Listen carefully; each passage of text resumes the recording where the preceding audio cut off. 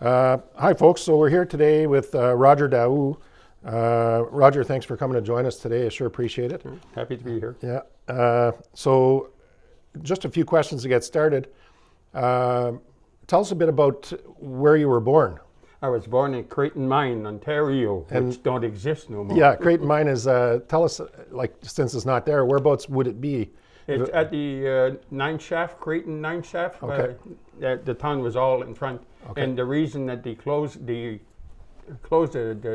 little town is because it was near the open pit and all the surrounding rocks were starting to crack. Okay. And they had to move the town. Move everybody. Yeah. So how long were you in that location for? I was born there, but then my mother, she moved in Chelmsford. Okay. Then we came to Chelmsford. And you found yourself in the Creighton area because were your parents working in the mines, or what was the? My uncle was working at the mine, Uncle Hector Lozon, and my mother wasn't married, and I was born in their home. Okay. At the house in Creighton. Yeah. And when you moved to Chemmy, about how old were you? Oh wow! The first time we moved to Chemmy, I was maybe 6 months. Okay, very young. Yeah. So you don't remember much of this? No. I remember one thing that they told me after on my birth certificate. The priest, Father Reagan, Yeah. he's the one that baptized me a week after I was born there. He was one of the last priests there at Creighton also, yeah. Okay. And in Chemmy, for how long? Forever? Since? No. We moved to all over. We went to Marks State. Okay. We lived in Marks State for, my gosh, I was from 5 years old to 14. Okay. We had no electricity at the time. Yeah. We lived with the lamps and the lanterns Yeah. and washroom outside.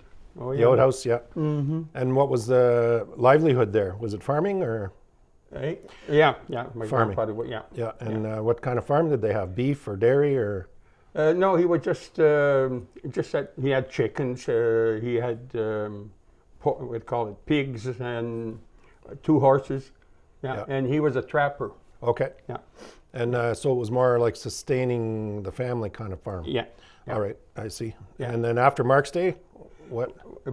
Coming back to Mark Day, the reason my mother died of tuberculosis when my younger brother Manny was born. He was only 3 months old, but when she gave birth to him, that's where they found out she was tuberculosis. Okay. So at 3 months, they sent her to Gravenhurst. Okay. And we never seen her. I don't remember myself because I was only 3.5 years old when she passed away. Yeah. Huh. And so you have some siblings? Yeah, I have one sister and one brother. My sister is older; she passed away now. My younger brother is still alive, and he lives in Azilda. Yeah. Okay. What was your sister's name? Rita. And your brother's name? Emmanuel. Or Andy and Andre. Yeah. He goes by Andy. Andy. Yeah. Yeah. And so you're in Mark's Day at this point. Yeah. And what about after Mark's Day? You're about 14, middle teens, I guess? We moved to Sudbury, and in Sudbury we stayed there about 2 months at one of my aunts, Aunt Madeleine, all the kids of my grandpas, the younger ones, they didn't want us to call them uncle. Okay. They were like brothers, like siblings. They were like brothers to us. Yeah. And they didn't want us to call them uncle. Sure. We were their brother, and that was it. Yeah. And Sudbury for a little while? Yeah, we were in Sudbury, and then we moved to Chelmsford. Okay. Yeah. So you must be getting pretty close here at the point where you joined. Which element did you join? The Air Force. The Air Force. How old were you when you joined the Air Force? I was 18 going on 19. And so you left Chemmy? Yeah. And what do you remember about joining the Air Force as far as enlistment's concerned? And that was funny. I applied for, I guess it was in August of 1964. 64, yeah. I applied for RINCO, and I applied at the Air Force. I sent my application. Yep. And I'll be damned if I didn't get hired for RINCO. Oh. Okay. And also, the Air Force called me. So I did 5 months with INCO. Okay. And then I think it was in February of 65, the Air Force called me for my medical. Okay. And all my tests. And Yeah. Yeah. So just before we leave and explore that a little further, What job were you doing with Inco at the time? At the time, I was in the warehouse. I was warehousing, yeah. Okay. I worked underground at Levac, 1964, Okay. for the 6 months there, or 5-6 months. Okay. Yeah, I started at Levac. Yeah. Sure. So you're on to the Air Force. You got all your testing and everything done. Yeah. Do you remember signing up, and was there an enlistment ceremony or anything? Do you remember?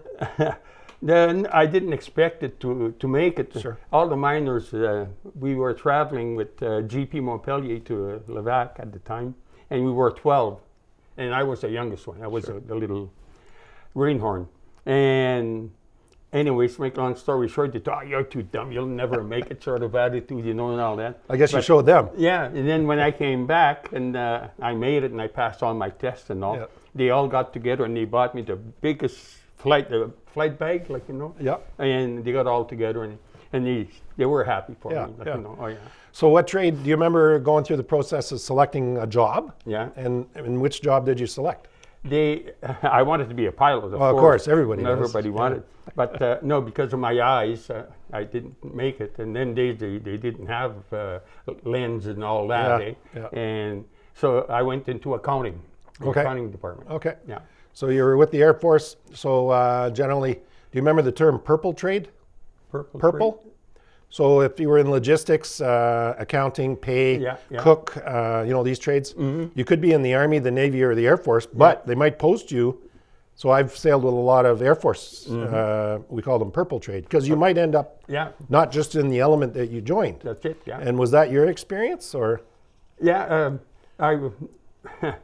when I went into the accounting department, I went to Saint Jean, Quebec, of course. Saint-Jean, yeah. Saint Jean, Quebec. For basic training? Basic, yeah. Okay. Oh, yeah. Yeah. And there, I was only there for 3 months because I could speak English and they did all my tests. You didn't have to do, well, you tested, but you passed the, Yeah, I passed. the English test. Yeah. Yeah. And I was surprised to see young kids from Quebec. They were there for 3 years, some of them, before they could leave. Yeah. Yeah. And how would I say that?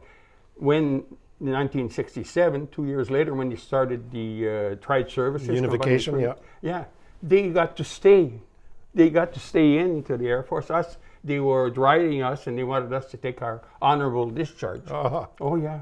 Oh, yeah. And so you were still in Saint Jean when all that was happening? Oh, no. Oh, no. Okay, where did you go after Saint Jean? That was in 65. After Saint Jean, I was transferred to North Bay, Beaumark site. Okay. Yeah, and I enjoyed that because I was on the bus, and the military bus that was bringing me to the station. I fell asleep on the bus, Yeah. and the first thing I know, they drove to the Beaumark site, and I didn't know nothing about the Beaumark site at the time. It was all new green from Saint Jean, Quebec, and two guards, two Air Force police, two guards come on the bus, and they, what, because they were already in the entrance of the Beaumark site. Yeah. Well, I said, I was sleeping. What the heck, where am I? Yeah. So they got me out of there in a hurry. Yeah, yeah. So we'll explore that a little further.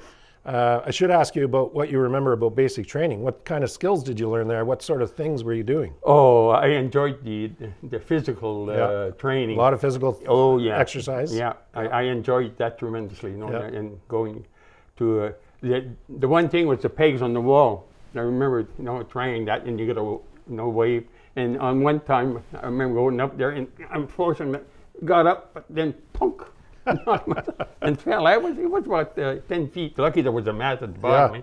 And wasn't all that fun. They don't have a 5-point harness like they do now. No, that's when they're it. rock Oh, climbing. no, they didn't. Then Yeah. no, No safety net. Yeah, we'd go 16 feet. I think it was, and come back. Yeah. But it was fun. Yeah. What else do you remember about military training? A lot of physical exercise, but what else? Well, of course, the marching and A lot of drill.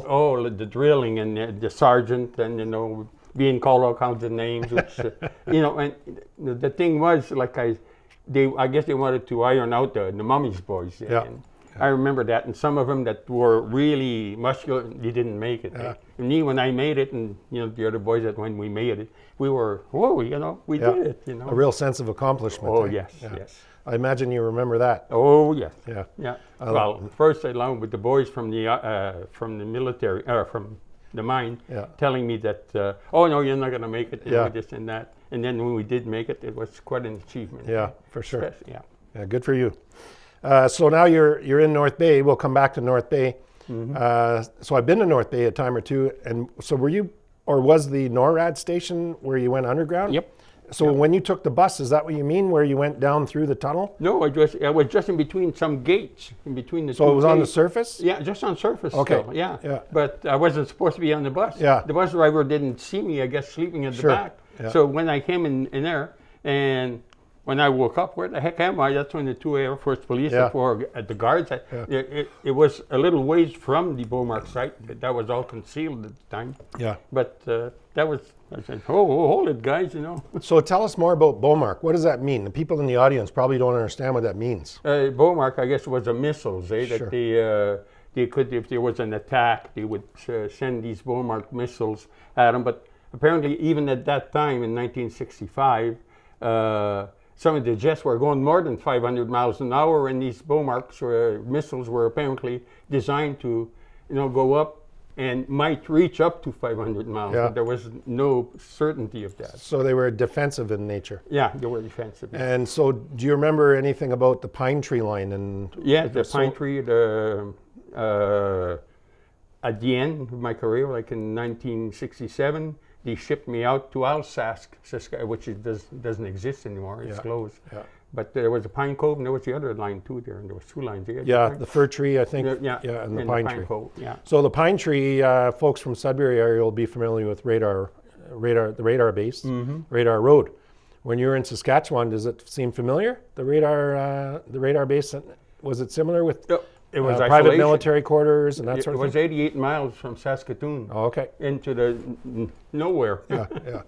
Oh yeah. So these stations, just for the audience, the pine tree line basically followed a parallel across Canada, and they had the radar technology of the day could only reach so far. So they had to have strategically placed radar bases that they could send radar out to check.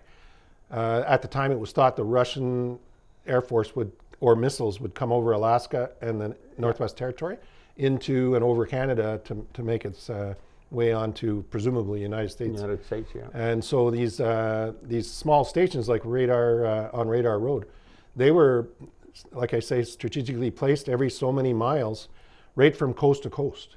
And so you had folks posted, like Roger, they were there. The radar base here, I know, used to have like a hockey rink. It used to have a gym. It used to have a pool. It used to have a full service base. And then the quarters that are still there are known as PMQs, or private military quarters. So it was totally self-sustaining on that radar base. Yeah. And there was quite a number of them, about the same size, right across the whole country. Yeah. That was Falconbridge Radar Station. Yeah, right? yeah, past Falconbridge, yeah. And so they eventually decommissioned them because the technology got to the point where they could use everything from satellites to today's technology. So these little bases kind of, they just sort of... Yeah, they had 3 big dishes there to receive the signals and all. Yeah, all the information. Yes. Yeah, nice.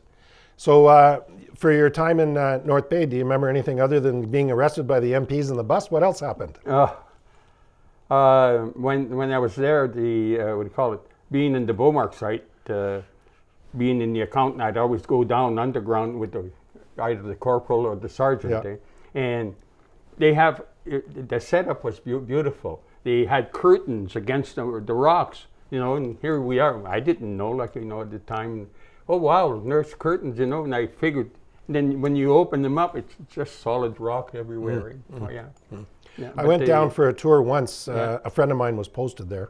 He was an MP. And so he took me for a ride, my wife and I, down through.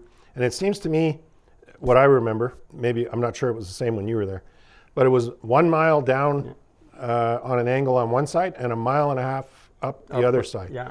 And all the rooms where everything was stored, where the NORAD station was, they were behind blast doors. Yeah. Do you remember the big blast doors? Yeah. And it seemed to me they were 2 feet thick or something. They were quite thick. Yeah, they were thick. And my buddy showed me, and he just used his finger and pushed like that, and they were balanced just perfectly so you could close those doors. Yeah. Why would we have that? What was the purpose of that big shaft and everything was underground? And they had most of their the defense radars and all that was all settled all down there, right? Yeah. And it wasn't computers at the time like we have now. Yeah. The computers they had then was just like cards, Yeah. and everything was pre-programmed, and it's not like today. It's not like our phones and all Yeah. that now. Yeah. For sure. And it was quite a. I went on the course for that at North Bay, and it was interesting. Yeah. I could fabricate with all these cards a calendar. Yeah. And so they're like little push cards. Little different little dots punches in the yeah. card meant a certain alphabet or a certain number. A code, yeah. Yeah, the codes. And so where you went down and come back up the other side, why was that installation buried so deep in the bedrock? I would imagine because if there would have been an attack or some kind of Sure. explosion, you wouldn't feel it down there. Yeah. That, they could still survive down Sure. there. It So was a survival. Yeah. Yeah. Yeah. Okay.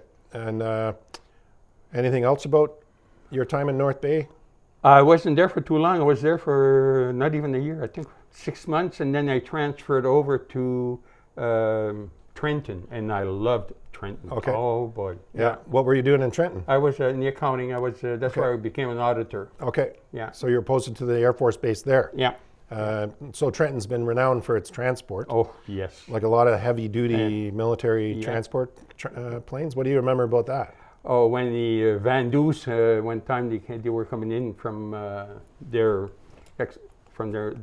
sites from Europe, and whenever the Van Doos came in, my job being an accountant was to help out the office to find them their rooms, rent, and I got to meet some of them and to arrange their families, to meet them, and it was a real riot with those guys. These Van Doos were really something when they came in. Eh? So for the purpose of the audience, the Van Doos is a regiment out of Valcartier, Quebec. Yeah. And they were mostly infantry. Yep. They were ground foot soldiers. Yeah, and when they came in from their excursions and they were free. Yeah. Oh yeah. And they really showed it. I bet you they got in trouble. Oh yes. Oh yes. The Air Force, the police, and I would imagine the Army, they were busy. They were busy, for yes. sure. Yeah. How long were you in Trenton for? Almost a year. Okay. Yeah. And any other fond memories of Trenton? Oh, tons and tons of memories. But I, being the youngest in LAC in the Air Force, leading aircraftsman, I was waiting to get my corporals, but like I said, because of the transition to the three forces Unification. into one, tried services, the advancements weren't not there. But being the youngest one, like I was mentioning, I was in charge of all the movies for the kids, the cadets, the air cadets. That was me that was in charge. I went on almost a year there. I went up, I think, 19 times on different excursions with them to different places in Canada, in camps and all that. Oh, nice. I enjoyed it. Yeah. And you got paid to do it. Oh, we got paid to do it, yeah. So after Trenton, you mentioned Saskatchewan. Is that where you went next? Yeah, once they started, what do you call it, the combination of the three forces, they sent me to Alsace, Saskatchewan. I didn't really want to go, but I had no choice. He transferred me there. And I was supposed to be 6 months only. So 6 months I was there, and I didn't say, okay, I put up with it. Yeah. And there again, I was in charge of the being the youngest LEC. I was in charge of the kids and the air cadets. And so there was a small town there? it was a small town. All military folks? All or? military, pretty well. Yeah. It was, the PMQs, Permanent Married Quarters. Yeah. But there was no town per se. It was just a station. Okay. Alsace, A base, Saskatchewan, station. And they put out a dance every last Friday of each month. The officers would do that. And just a little joke, at that time, $5 was a lot of money, but it was $5 a couple. Okay. Okay, but us, we weren't a couple, we were just young men. Yeah. But the officers didn't say it was $5. Yeah. So, okay, so we'd pay our $5, and they said if you wanted a mate, there's cows in the field, sort of that. Oh yeah.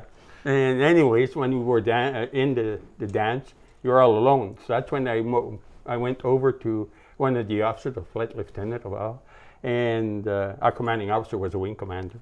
And I went and politely asked if I could dance with his wife. Yeah. said, sure, no problem. Okay, so I danced with his wife and brought her back gallantly, pull a chair and try and be the gentleman. Yeah. And then I went back to the bar, and sipped on my little drink. And then maybe 20 minutes after, she had a 16-year-old daughter, and I was in charge of all the kids, the cadets, and she was a cadet. So I asked him politely, could I dance with your daughter? He said, sure. Yeah. So I danced with the daughter, and then I went again, politely brought her back to her table. All of us, and we're all in civvies here. Yeah. We're not in uniform, we're all in civvies having a good time. And all of a sudden, the flight lieutenant comes to the bar. He had called the Air Force Police. Ah. Two of them, and one of them was on the same course as me in Saint Jean. And he says, put him under close arrest. Ah. What? I said, sir, I said, you can't do that, we're in the civvies. No, you go and you're under close arrest. I'll let you know why. Okay, so the Air Force Police brought me to this is around 10:30. And they'd usually go till 12:30, the dues, the dances on Fridays. Yeah. So I went, we started playing crib at the gate with the Air Force Police. And it was around 11:30. The wing commander comes, he drives up. Where's Ali Shidau? Here, sir. And he had locked me up, the door wasn't even locked. Yeah. He said, unlock him, tell him to come out here. So I would come out, yes, sir, and I'm in cities here. And okay, so I just stand at attention, even though I didn't have my uniform. And he says, Monday morning, he says, at 8 o'clock, I want to see you in my office. He says, what happened here? He says, there was no reason for this. And, but the officers were told, I guess, to write us because we didn't have quite our 3 years yet. Oh, okay. And they were writing us a bit to try and take our our honorable discharge. Yeah, yeah. So anyways, he said, go to your barrack block, and he said, we'll see you Monday morning. Okay. Monday morning came. Flight lieutenant was called in, and there was a lot of big talking. So then he called me in, and he says, this is not going to go on your report, on your record, he says, and he's giving me, making me feel really good. But that's when he advised me that with the trade services, that the officers were advised to try and write us a little more. Mm. We were 1 penny short, in the accounting. And in them days, we paid the boys money. Cash. We'd go and pick up the money with the briefcase, handcuffed to our arm, and our two guards with their Sten guns. Yeah. And anyways, I went twice like that to get the money with the sergeant. Yeah. It was fun. And they cleared the armories, the planes, and that's where we'd pay all the boys. Sure. Even the officers would have to salute me when with our nominal rolls and all, make them sign for their money. Yeah. So you made a trip to the base wing commander. Yeah. And what was the outcome of that? So you talked about the flight lieutenant. Yeah. So I guess he was reprimanded and said that that he didn't have to go that tough, I guess, on the boys, So as far as your journey was concerned, that was it. That was it. That was it for that. Yeah, for that. Okay. But then the 1 penny, we were short 1 penny. Yeah. The flight lieutenant, which was my supervisor at the gate, at the administration, and he made us stay Friday, Saturday, and Sunday to find that penny. Wow. We had to balance, to the penny. Wow. So so we worked all weekend. We finally found it, but we lost the weekend. Wow. But that's how they used to write us, little things like that. Yeah. Not big things, but little things. Yeah. So after Saskatchewan, what happened? That's it. From Saskatchewan, there was the same weekend I left. I didn't have quite my 3 years. Like I said, 3 years and under, they tried us and try and get us to leave and honorably. So 7 of us left at the same time, and how to say it? It's deserted. You go out the gate, it's deserted. You got to walk about half a mile to the main road. And one of the things we used to do there, if you were a golfer, you had a hole in one all the time. There was gophers everywhere. So when you released, they didn't give you a ride back to the city or nothing? Just They gave us our paper, but we had to walk to the main road to. It was only, I don't know, maybe quarter mile or. Okay. Yeah. And we just wait there, in the middle of nowhere. Yeah. Yeah. Huh. Yeah. And from there, you came back to Sudbury, or? Yeah, I came back to Sudbury. I was still in uniform. They gave me a date. It was October, I think, 67. So this was in September. They made me take my vacations that I had left. Yeah. So I came back to Sudbury in uniform and all until October 3rd, I think it was. Sure. And I came back to Sudbury, and I was still in uniform, and I went to the Legion at a dance, and the Chelmsford Legion at the time, the big Legion, not the little Legion we're in now, the Sure. big Legion, there was no top, it was just a basement. Okay. We were just in the basement, and there was just like a little outhouse that they had, and you go downstairs, and that's where I met my wife there Okay. at that dance. Yeah. And what year was that? 1967. Okay. And what was your wife's name? Is she still with Lucy. us? Oh yeah. Oh yeah. We've been 58 years married now. 58, eh? Yeah. Lucy, her name is. Lucy. Yeah. And is she from Chemmy area? No, or? she's from Noelville. Yeah, Noelville. Her Okay. father was a big farmer, cow farmer over there. Okay. And any children and grandchildren, great grandchildren? How's that? Oh yeah, we got three girls and one boy.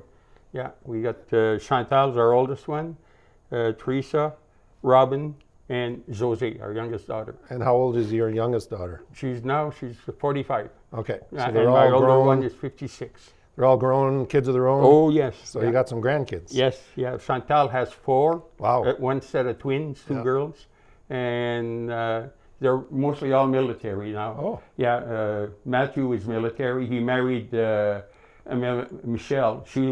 I think she's got 25 years. She just finished. She took her pension there. Yeah. And he's been 4, 5 years now military. Okay. And that's Matthew, one of her boy. Then it's the twins, Christiane and Gabriel. Christiane is a paramedic, Okay. yeah, in Sault Ste. Marie. And Gabrielle, she's a teacher. She teaches young kids that have troubled Special needs? special needs. Sure. Yeah. And so that's one of your children. How about the rest? You must have another slew of grandkids. Oh, I forgot Caroline. Caroline, the fourth child, she's autistic. Okay. And she's 23. Okay. Yeah. But you should hear this girl sing. Yeah. She's got the talent of songs. Oh. She can hear a song once and she remembers it. Is she here in Sudbury too? No, they're in Sault Ste. Marie. In the Sioux? Yeah. Okay. Yeah. They're all with that new Legion up there. I had occasion to visit it, and yeah, it's quite a nice Quite a nice achievement. yeah. For sure. Yeah. So And then after that, we got Teresa. She has their 2 oldest grandkids. Anthony is 37, 38 now.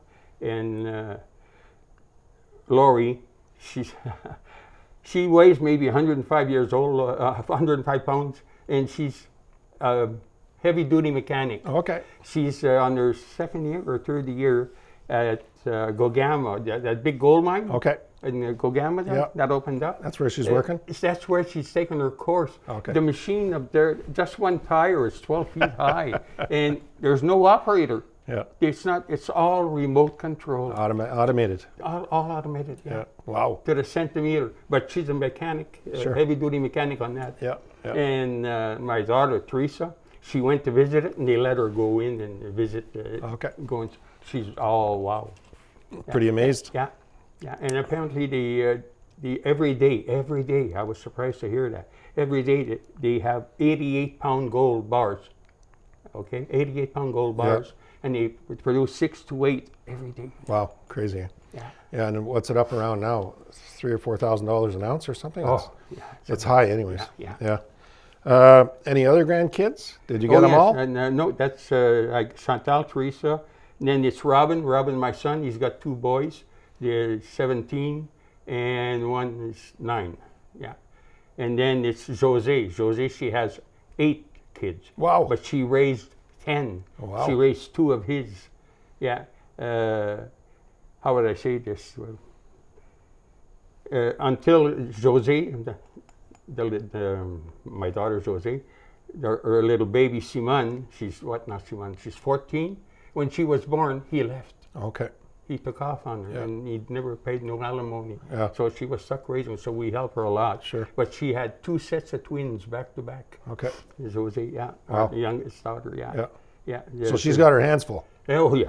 Oh, yeah. Oh, yeah. We still help her to this day. Yeah. Yeah, Jose, Joseph, they're 19 now, the first set of twins. Then it's Bianca, Jacob, they're 17. Yeah. Oh, yeah. Yeah. And they're very into all Sure. kinds of sports. Sports, yeah. So I guess that leads me to the next question. You must have an opportunity to talk to some of those young folks about being in the military. And, Oh yes. and oh, what would you say to young folks that talk about and they're thinking about joining? What advice would you give them? First of all, it's stay in school, get your grade 12 for sure, because then after that, if there's advancement in the military, that's where that you're more than likely advanced. It'll help. It'll help a Yeah, lot, yeah. with any course that you want. Yeah. Yeah. But like I said, Laurie, that young lady, that's heavy duty. I use her as an example for the younger ones. Yeah. See what Laurie's doing? She's got the university. She went to university. So I said, see, when you get educated, it's better jobs are there. Opens more doors. Yeah, it opens more doors. For sure. So I can imagine you're busy with the Legion. Oh yeah. What other sorts of things? I guess before we get there, you left the military, and then what job did you get? I worked at, I couldn't, Inco had told me when I left Inco that if once I finished my my career with the Air Force, they'd hire me back. But when I came back in 1967 into 68, because it was in October, I couldn't come back. They said, no, we're not hiring right now. So I got a job at the General Hospital. Okay. And it was into purchasing. So I was there for 5 months at the General Hospital purchasing. Then I said to myself, I got mining experience. Why don't I go and try at Falconbridge? Yeah. So I went to Falconbridge, and sure enough, I got hired at Falconbridge. So I stayed there for about half a year, 6 months. Inco called me. Oh. Inco called me, and they told me my military service that I had at almost 3 years, and my 6 months with them, that they counted for my pension. Nice. So I said, well, that's a good deal. Okay, Yeah. so I went back with Inco. Okay. Yeah. So you stayed with Inco a full career? Yeah. How many years? 35. 35 years. Yeah. Always in accounting and purchasing and that sort of thing? Or? No, I was in, well, I worked underground at Fruit Stobie for the first 2 years. For some reason, I got pneumonia, and so I had to go on surface. I worked 2 years underground at the open pit at Fruit Mine, Fruit Stobie. And then after that, I went on surface. I went in purchasing for 10 years. And then after that, in 1979, I went into first aid, PPO, Plant Protection Officer. Yep. And I stayed there for almost 21 years. Okay. Yeah. Is that where you finished up? That's where I finished off. Sure. How many years total? 35. 35. Yeah. And about what time frame was that? From 1964 Yeah. to 2000. 2000, you retired. Yeah. And then, January 1st, 2000, I started the millennium. Yeah, the doctor had arranged all this. yeah. What happened there was, I think it was in, 1999. In January 1999, there was an injury.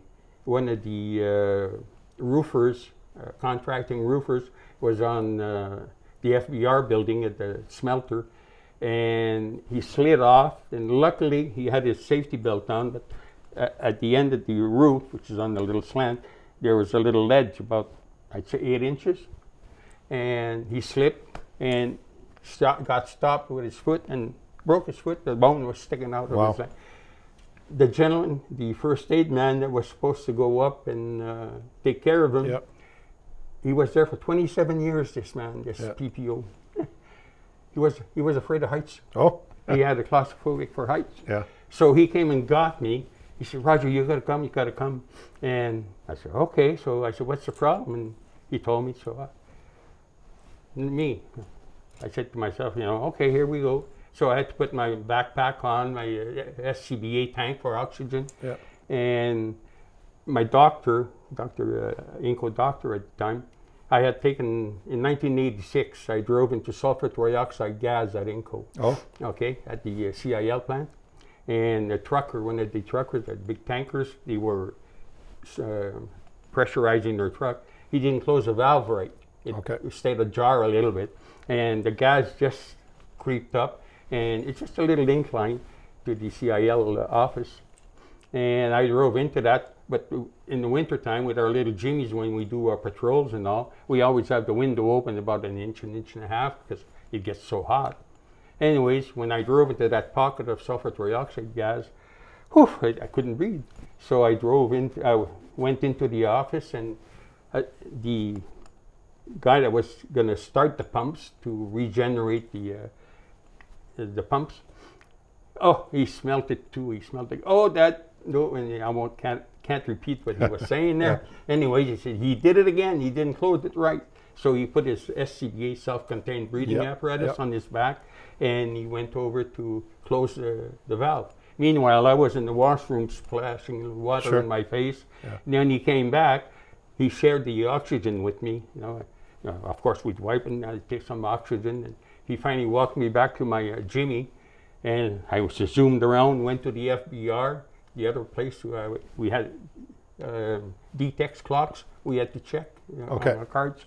And I was just opening the door to go inside, and that's where it hit me.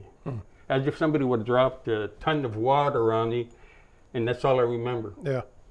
First thing I know, I'm in the first aid on a stretcher, and gasping for air and all that. I took a heart attack. Oh. Yeah, 1986, January 19th. Yeah. As a result of that As sulfur a result dioxide. of that sulfur dioxide gas. Yeah. Ah. But anyways, long story short, to come back to it, and then in 1999, I became a diabetic. Okay, I was 50-something years old. Never thought I'm not a diabetic. I go to the hospital. I told the doctor, I said, "Oh, it's as if somebody would have cut me in half with a chainsaw." And he comes in, the doctor at the hospital. "You darn diabetic, so you should know when to eat and when not to eat." And he's giving it to me. I said, "Hold," and I'm in uniform. I'm in my first aid uniform. Yep. And I told the doc, I said, "You must have the wrong room here, He says, "What do you mean?" I said, "I'm not a diabetic." I said, I came here because I'm feeling some pain, in my stomach." "Oh, no. He says, "You're a diabetic." He says, "I'm sorry, I didn't mean." He said, and he started apologizing, saying that. He said, "You didn't know you weren't?" And I said, "No, I've never been and I'm not." Yeah. "Oh, yes, you are," he said.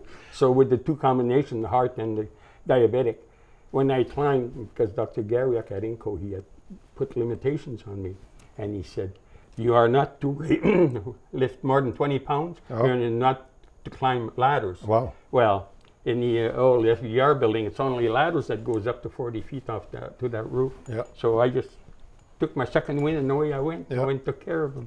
That was the guy that was trapped on the roof. Yeah. Oh yeah. When I didn't bring him down by inside, there was a scissor truck at the bottom and a big front end loader. He finally took all the snow away and put the scissor truck, and they came up. It was a big scissor truck. They came up to 40 feet. But the operator of the scissor truck and him, the victim, that's the only two that could go on. Sure. That's high up there. Yeah. So they finally brought him down that way. Yeah. And I went back down the ladder. So, yeah. So 2000 you retired. Yeah.